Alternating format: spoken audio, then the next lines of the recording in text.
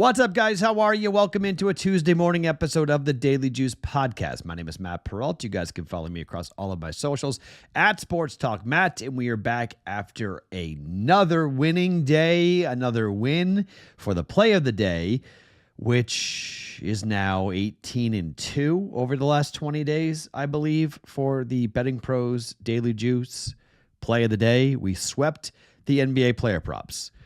Carrington under points, rebounds, and assists. Green points and assists under 26.5. Some of you guys on the Discord channel were questioning that bet.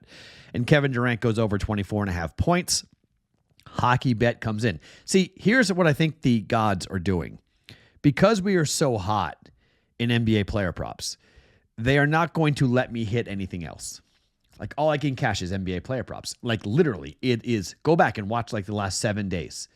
Look how many winning days on NBA player props we've had, and look how many losing full unit bets I've had. It's remarkable. Like, it's comical. The only thing you guys should bet is the play of the day. Like, if I were you guys, just bet the play of the day. Like, make one play, bet that, have a winning day, and move on. Like, I don't know. The problem is you got to watch this podcast because you don't know which of the 5 plays that I'm going to give you today will be the play of the day. Only Mike Mayer knows that, so Mike gets to pick the play of the day of the 5 picks. Does a pretty good job of it because we've been really hot with the BettingPros pick of the day. I'll get an accounting. It's something dumb. I mean, it really is wild. I'll tell you that our NBA player props, let me see if we have an updated number. I think we're 35-10. I think that's right for NBA player props. We are 34-13. Okay, so I was wrong on that. Not 35, 34-13, the official number for us on NBA player props. 34-13. I got 3 more for you, plus 2 college basketball bets because, well, I'm ice cold in college basketball. I'm ice cold in hockey, but it is March, and we bet college basketball, and I'm on a plane to the great state of Kentucky coming up today. So I'm going to be at the SEC tournament and going to be in Franklin, Kentucky for a little while, and going to be in Nashville, and going to have a lot of fun watching college basketball. So what am I betting? College basketball plus NBA player props because we've been great with NBA player props. Okay, it is time to announce the winner of the signed Nick Chubb Browns helmet. You guys have been waiting for this. A couple guys on Twitter have been asking questions. The winner is Don Summers, Sommers.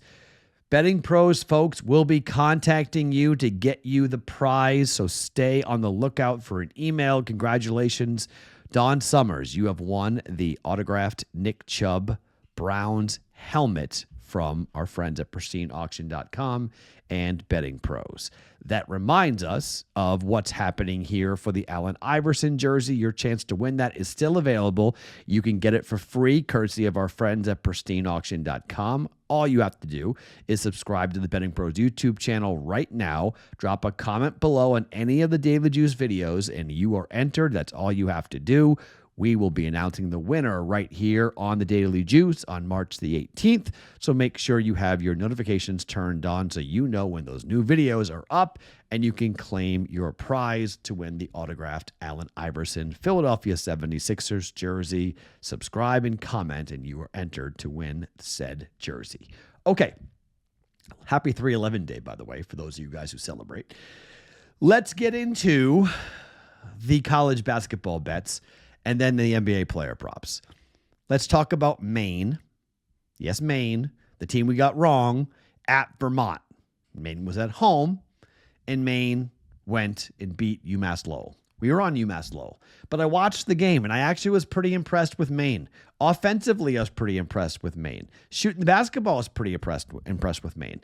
This year on the road, Maine was 11-8 to the over. I'm not so much interested in the side, rather the total in this game.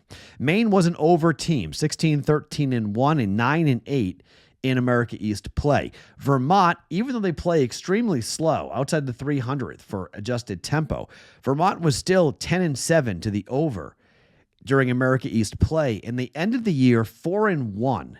They were scoring a lot of points. Vermont started to come into their own. They beat New Hampshire 64-57. That game went under in the first game of the America East tournament.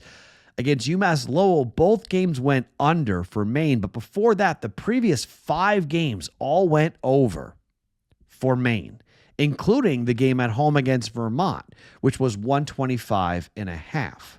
The total now for this game is 123.5, but you might be able to find a better number than what I bet. There are some offshore 122.5s, so I'm wondering, are you guys going to get a full point better than I'm going to get here? But every book in Vegas that I have access to is at 123.5 at the moment, and that number may very well adjust, and that very well might change. KenPom has this game at 125 from a total perspective, or 124. So just over 123.5. I think this game has a really good shot of being higher scoring than what the books are expecting. I think just looking at the numbers and looking at the way these teams play, Maine shoots the ball from behind the arc at 36.3%. They hit a bunch of threes against UMass Lowell. They were at home, but they're 58th in the country in three-point shooting. Vermont's defense is 144th. Not that great defensively. So if Maine hits their threes, I think, one, Maine can win the game, but I also think that Vermont's going to hit their threes as well. Vermont is used to hosting this tournament, okay? Vermont has hosted the America East Final for like the last 20 years, okay? They are just a dominant program under John Becker here in the America East Conference. They got really, really hot. They were 4-3 at one point. They ended the year on a 9-game winning streak, and Vermont has won 9 straight games. Again, I think Vermont can win the game. Are they going to cover the 4-point line? I don't know. I'm a little skeptical on that. I think I'd rather just come in and play the over on the game and go up tempo and see these guys. I think it could just squeak over. I don't think it flies over, but look at some of the totals we've seen for Vermont recently. 143 went over by 5 points against UMBC. They had 138.5 against UMass Lowell, went over by 7.5. I mean, they've scored 85 points in a game recently, 79 points in a game recently, 79 points against UMBC, 79 against Albany. Like, Vermont can score. Like, even though they don't play that fast, Vermont can score. In particular at home, they can score. I'm going to play the over 123.5 for Vermont in Maine. And by the way, fade away on both these college basketball bets. Not going to make me sad at all, given where I've been with college basketball. Literally been saving my bankroll by what's happened with the player props. Let's talk about Kansas State and Arizona State. According to KenPom, this is a 1-point win for Kansas State. I think that's wrong, to be quite honest. The number is 5.5 at the moment because, well, Arizona State stinks. Like, they stink and they're banged up. They're not going to have one of their best players due to injury. The Sun Devils closed out the year 3-7 ATS. And while the Wildcats weren't tremendously better, they were still better. And they're going to have a massive home court advantage here. I mean, this is just, when they play in the Big 12 tournament in Kansas City, this is just a really not a fun place to play for a team like Arizona State, who really struggled down the stretch. They lost 4 games in a row. They have one win since February 1st. One that was beating this Kansas State team on the road. You don't think K-State's going to remember that they're the only team that Arizona State beat? Bobby Hurley's team is undermanned.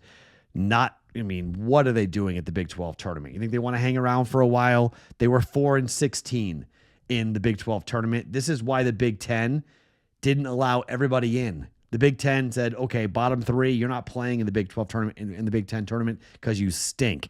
Arizona State doesn't belong in this tournament because they stink. You could say, hey, Matt, they're going to, this is now, they'll win one for the Gipper, or they can reconstitute their season and save their season if they make a run in the Big 12 tournament. This is Kansas State in Kansas City. They're going to have a lot of fans. They're going to have a massive home court advantage. I know KenPom has it as a 1-point game, but you look at the numbers, it's 5.5. We're going to lay the 5.5 here. I mean, you can search around, and I'm hoping this number, it opened at 5. I'm hoping this number comes down. Like, I hope that there's some Arizona State money in the market, and you guys might actually get a much better number than what I got. So I don't think you're really going to. I think chances are the number is going to climb, but there might be some people that think that Arizona State can rally, and this is too big of a point spread against not a great team. But I laid the 5.5. Kansas State minus 5.5 up against Arizona State. Now, remember, let's see, has that game gone final yet? So St. Mary's has advanced. Let's see where Gonzaga is doing. St. Mary's won 74-59 over Pepperdine. They did not cover, but they did advance. The number was 20. It was ridiculous. But we're waiting on what's going to happen here for Gonzaga. They're currently up 72-65 with 3 minutes to play. So as long as that holds and Gonzaga wins, and we have Gonzaga against St. Mary's, most likely it's going to be like Gonzaga -1, -2 maybe on this. We're going to bet in-game, okay, late night. But we have plus 155 on St. Mary's.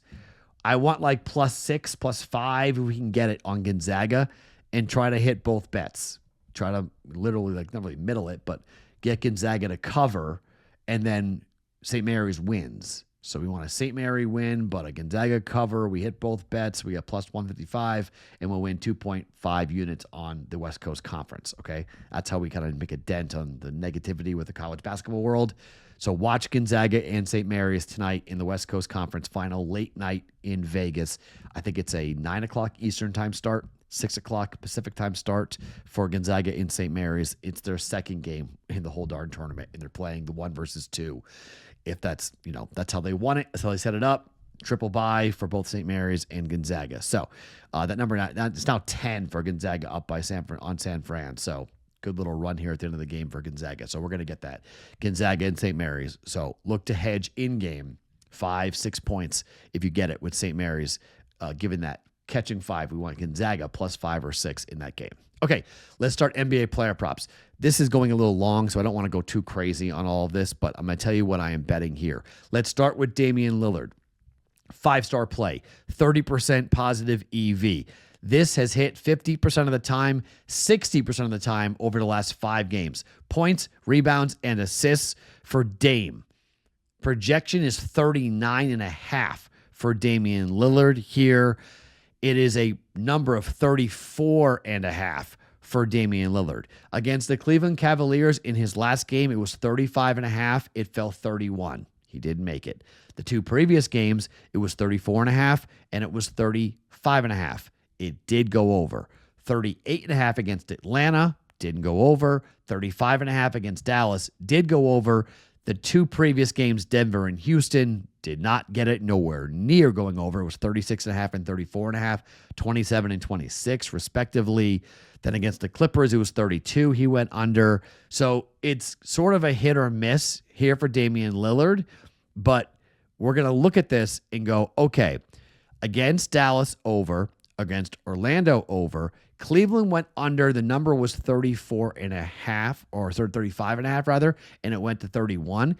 He's been scoring. So this is going to come down to the points and the assists. Sorry, the rebounds and the assists. Because points-wise, 22, 26, 34, 23, 28 in his last 5 games, okay? Rebounds are 5, 7, 3, 5, and 6. Assists are 4, 4, 5, 4, and 6. So we need him to get going here on the rebound mark. We're going to need him to score about 25 points here on this. But the number is 34.5, and we're going to bet over. Projection is 39.5. Projected to be way too low for Damian Lillard.